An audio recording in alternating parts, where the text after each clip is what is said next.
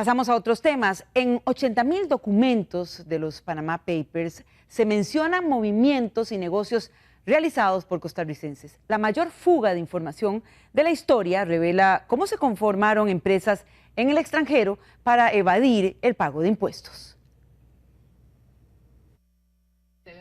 ¿Se puede crear una sociedad en Panamá? Sí, es fácil y barato. Por menos de 1.000 euros y a través de Internet se puede registrar una sociedad para operar en Panamá.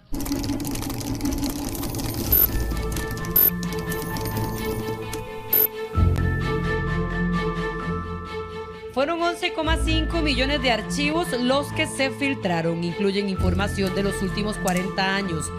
Detalles del registro de más de 214,000 corporaciones offshore creadas por el bufete panameño Mossack Fonseca, los llamados Panama Papers.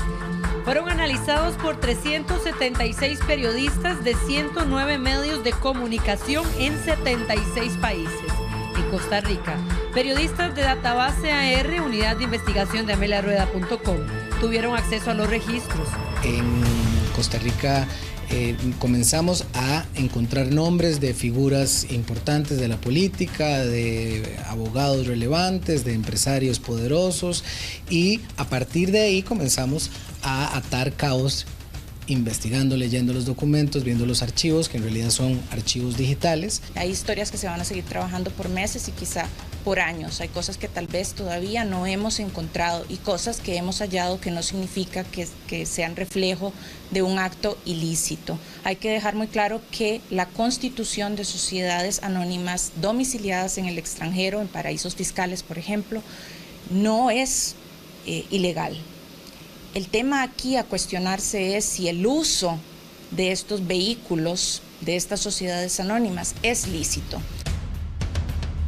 El semanario Universidad también fue parte de esta investigación mundial. Recibieron los documentos y realizaron sus investigaciones. De lo que estamos hablando son de operaciones offshore y de movimientos y apertura de cuentas y apertura de sociedades en Panamá, en Islas Vírgenes Británicas, en Bahamas, etc.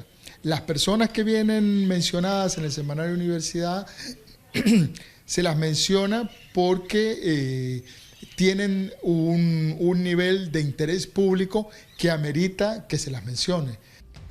En los archivos se revela toda una red de empresarios, políticos y figuras públicas que por medio de la creación de empresas fantasmas evaden el pago de impuestos. ¿Cómo funciona?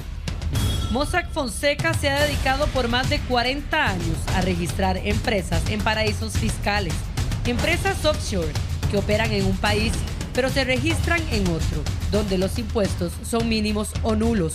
¿Qué pasa con esto? El bufete ayuda a los interesados a ocultar su dinero por medio de una red de sociedades. Dinero que se produce en un país pero se deposita en otro. Solo en Costa Rica se registran, según los documentos, 800 empresas offshore.